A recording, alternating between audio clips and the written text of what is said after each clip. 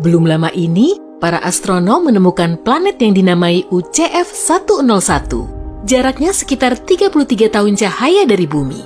Wah, dekat sekali. Bakal jadi tetangga baru kita nih. Sebetulnya sih, objek luar angkasa ini cuma kandidat planet karena masanya belum diketahui. Tapi para astronom punya harapan besar. Objek yang digadang-gadang jadi planet ini sangat berbeda dari bumi. Karena cuma berjarak 2,7 juta kilometer dari bintangnya, UCF-101 berevolusi selama 1,5 hari. Suhu di permukaannya bisa mencapai 540 derajat Celcius. Yang lebih memukau, seluruh areanya kemungkinan diselimuti magma. Dan kalaupun pernah ada, atmosfer di UCF-101 sekarang sudah menguap. Nah, yang menggelitik justru ini. Bagaimana kalau bumi mengalami bencana dahsyat sehingga akan bernasib sama, panas membara, dan permukaannya diselimuti lapisan magma tebal? Apa manusia sanggup beradaptasi dalam keadaan seperti ini dan mendiami bawah tanah? Rasanya kok sulit dipercaya ya? Tapi para ahli yakin suatu saat nanti kita akan berubah jadi manusia penghuni bawah tanah yang sehat dan bahagia. Tentu saja, kehidupan kita akan sangat berbeda. Kita tak akan bisa melihat matahari yang bersinar. Tidak ada lagi perjalanan dengan pesawat, apalagi eksplorasi luar angkasa, kecuali kalau sudah ditemukan cara untuk meluncurkan roket dari bawah tanah. Tak akan ada lagi piknik di taman atau berjemur di pantai. Manusia harus membangun jaringan terowongan bawah tanah yang akan menghubungkan kota-kota besar. Di dunia baru ini, alat transportasinya kemungkinan berupa kereta super cepat dan mobil listrik tanpa suara. Setelah pindah ke bawah tanah, sudah pasti manusia akan menghadapi masalah fisik maupun psikologis. Pada awalnya, tempat tinggal baru kita akan terlihat gelap, tandus, pengap, dan muram. Untuk beradaptasi dengan kondisi hidup yang berat ini, kita harus mengubah desainnya.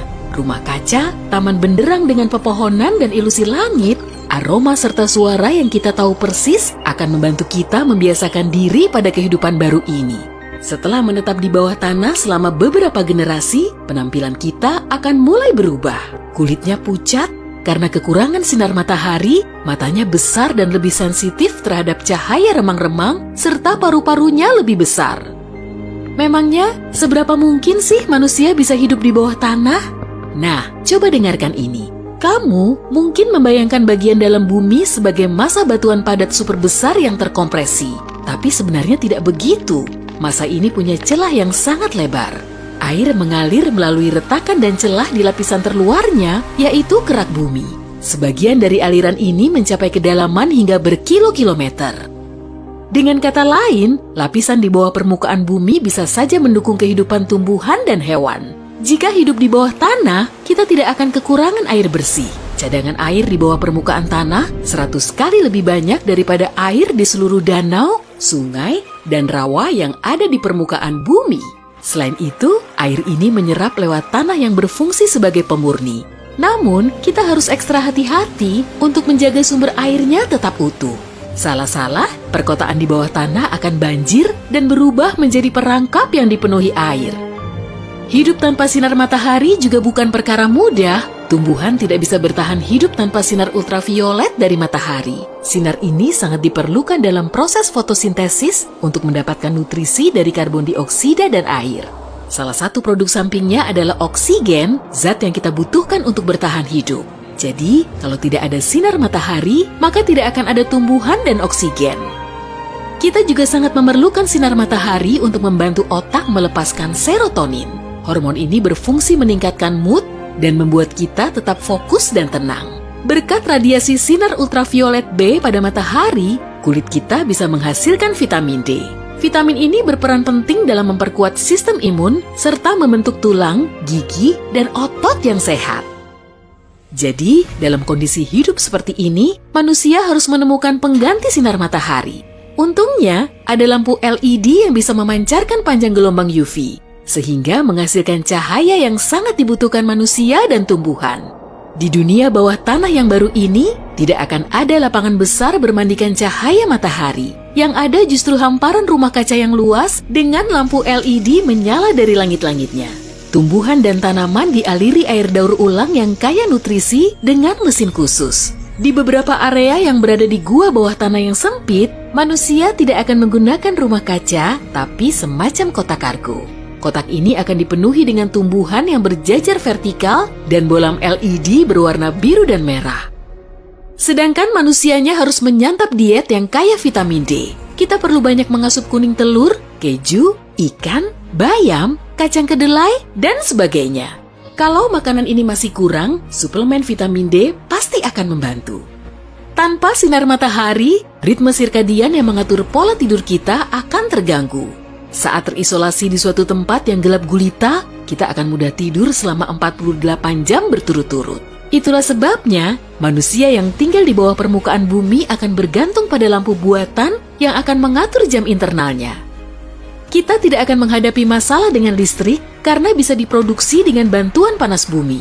Inilah yang disebut energi geotermal, berasal dari kata geo yang berarti bumi dan term yang berarti panas. Energi ini bisa dihasilkan dari batu dan air panas. Planet kita terdiri dari beberapa lapisan, mirip bawang lah ya. Lapisan terdalamnya berupa inti padat yang berdiameter 2.400 km dan terbuat dari besi. Kemudian, ada lapisan luar yang mengelilinginya. Tebalnya mencapai 2.250 km dan sebagian besarnya berupa besi dan nikel cair. Lapisan berikutnya adalah mantel. Meskipun banyak orang mengiranya sebagai lava, mantel bumi sebenarnya batu. Suhunya sangat panas, sehingga batu ini mengalir seperti aspal jalan. Suhu di inti bumi mencapai 6.000 derajat Celcius, 1.000 derajat Celcius lebih tinggi dari suhu di permukaan matahari. Mantel bumi juga sangat panas, 4.000 derajat Celcius di dekat intinya, dan 200 derajat Celcius di bagian terluarnya.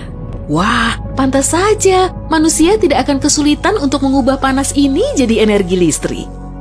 Tapi kan, inti planet kita sangat panas, jadi manusia tidak akan bisa membangun kota terlalu dalam di bawah bumi. Semua area yang bisa dihuni kemungkinan besar terdapat di dekat permukaan bumi. Bagian terluar bumi yaitu kerak bumi mirip seperti kulit telur rebus. Bagian ini terpecah menjadi bongkahan-bongkahan super besar bernama lempeng tektonik. Saat dua lempeng bertabrakan, gunung baru terbentuk dan celah bermunculan di dasar lautan. Lebarnya juga akan beragam dari 40 km di bawah benua hingga 8 km di bawah lautan. Pelan tapi pasti, bongkahan ini terus bergerak dan mengapung di mantel bumi. Maka, kota-kota di bawah tanah juga akan bergerak. Namun, sepertinya kita tidak akan merasakan gerakan ini. Wah iya, pada abad ke-17, manusia mulai meyakini kemungkinan adanya dunia lain di bawah planet kita. Gagasan ini bersumber dari teori bumi berongga yang menyatakan kalau setengah planet kita terangkat oleh berat permukaannya. Di bawah permukaan bumi terdapat area yang kosong. Matahari kecil menggantung di bagian tengah rongga tersebut, menciptakan lingkungan tropis nan nyaman di bagian dalam bumi. Lapisan ini bisa dimasuki melalui salah satu retakan di kutub selatan dan utara. Suatu ras dengan peradaban maju diyakini telah berdiam di bawah permukaan bumi. Makhluk ini hidup tentram selama berabad-abad, yang pasti bukan manusia. Teknologi mereka unik. Misalnya kendaraan terbang. Karena iklim di bawah sana lebih baik daripada di permukaan planet kita, ras ini jauh lebih kuat dan lebih sehat. Meskipun terdengar seperti plot di film sains fiksi, beberapa ilmuwan terkenal mendukung teori ini.